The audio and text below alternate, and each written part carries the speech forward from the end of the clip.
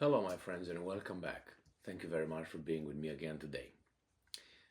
This video will deal with an article coming from an Ukrainian source and will tell us the status of the Ukrainian front. So it's going to be a summary of what changes occurred over there, according to the Ukrainians. I will provide a map and this article. So we have this article coming from Ukrainska Pravda, and Ukraine Defense Forces strike 20 Russian military concentration points, General Staff report. Ukraine's defense forces repelled attacks by Russian troops, performed ground and air strikes, hitting 22 areas of concentration on Russian military personnel, weapons, and equipment, as well as two positions of anti-aircraft missile systems. The source is the General Staff of the Armed Forces of Ukraine, information as of 6 o'clock on February 1st. And I'm quoting, Russian forces, 6 o'clock a.m. Russian forces are continuing to conduct offensive operations on the Lyman and Bakhmut fronts. Suffering heavy losses, the occupiers have had no success in their offensive actions in the Avdiivka and Novopavlivka fronts. Now, Lyman and Bakhmut, they are located in the Donetsk Oblast, which is right here. And this is where the offensive of the Russian troops occurred, and with heavy losses. Now, the occupiers have had no success in their offensive actions on Avdiivka and Novopavlivka fronts. Over the course of the last 24 hours, the Russians carried out 5 airstrikes and 6 missile strikes. They also deployed multiple launch rocket systems to fire more than 65 times. Civil infrastructure facilities of the settlements of Sumy, Kharkiv, Mykolaiv, and Kherson Oblast were attacked. So Sumy, Kharkiv, and Kherson. Sumy right here, Kharkiv right here, and Kherson in the south, north of the Crimean Peninsula. So Kherson right here, Sumy north, and then you Kharkiv right here. Now, over the past day, Ukraine's defense forces units repelled Russian attacks in the vicinity of Yampolivka, Spirne, Rozdolivka, Blahodatne. Now, Blahodatne is a place where the Ukrainians are claiming that nothing happens in terms of takeover by the Russians. Wagner Group reported that they took over Blahodatne, and Blahodatne is a town located, I have to show you this map right here, in Donetsk, and it's by Soledar, is west of Soledar, north of Bakhmut, which if that falls, then the Russians possibly could encircle the Ukrainians coming from the north in Bakhmut. Now, here it says that over the past day, Ukraine Defense Forces units repelled Russian attacks in the vicinity of Spirne, Rozdolivka, Blahodatne, Krasna Hora, Bakhmut, which is, as I said, south of Blahodatne, Klishchivka, and Paraskovivka in Donetsk Oblast. On the Volyn, Polisia, Sivereshchya, and Slobozichnya fronts, there were no significant changes. No Russian offensive groups have been reported. The areas of the settlements of Rozovchi, Basivka, Oleksandrivka, Hrabovske in Sumy Oblast, and another 7 settlements in Kharkiv Oblast came under fire from mortars and artilleries. So, mortar artillery right here in the northeast. So, Sumy and Kharkiv, this area they were talking about.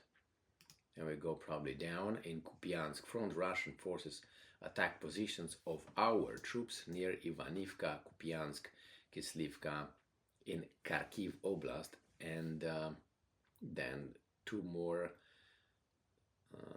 settlements in Luhansk Oblast. So you got Kharkiv and Luhansk, yes.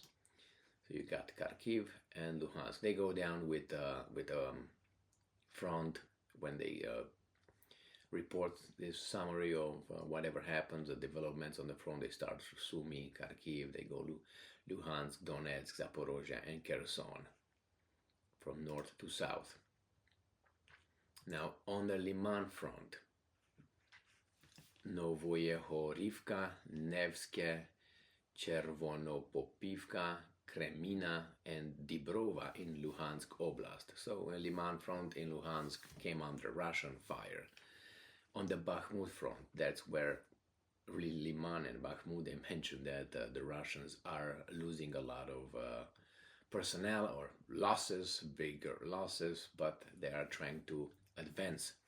They didn't say how much, it's just they are conducting offensive operations. So on the Bakhmut front, the invaders shelled Spirnie, Berestove, Bilohorivka, Bakhmut, Ivanivske, and about 4 more, and Mayorsk in Donetsk Oblast. Now, on the Avdiivka front used to be an offensive, but it seems like nothing happens over there, like an offensive or an advancement by the Russian forces.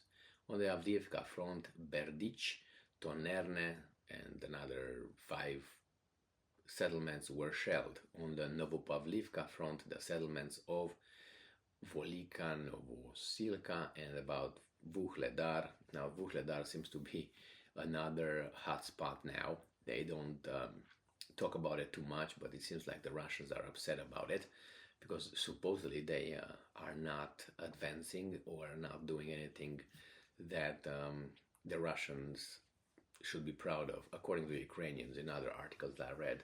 So all this, Novopavlivka is in the Donetsk Oblast area, and this just came under Russian fire, no offensive operations. On the Zaporozhye front, 20 settlements were affected by Russian fire, including, and I give here about 7 names in Zaporozhye Oblast. Now, Zaporozhye Oblast is right here. You have the Zaporozhye power plant here at the border with Dnipropetrovsk, and the Dnipro River just cuts something like that, the Ukraine in half by Kiev right here. Kiev comes like this and goes like that and goes into the Black Sea. Now on the Kherson front, this is the lowest right here, the lowest oblast. This is where this last paragraph on the report is. On the Kherson front, the occupiers used multiple launch rocket systems, tubed artillery and mortars to fire on areas in and around 21 settlements, in particular Zolota, Balka, and about 5 more, and Kherson, including the town of Kherson. Let's see if this one has it on a map right here.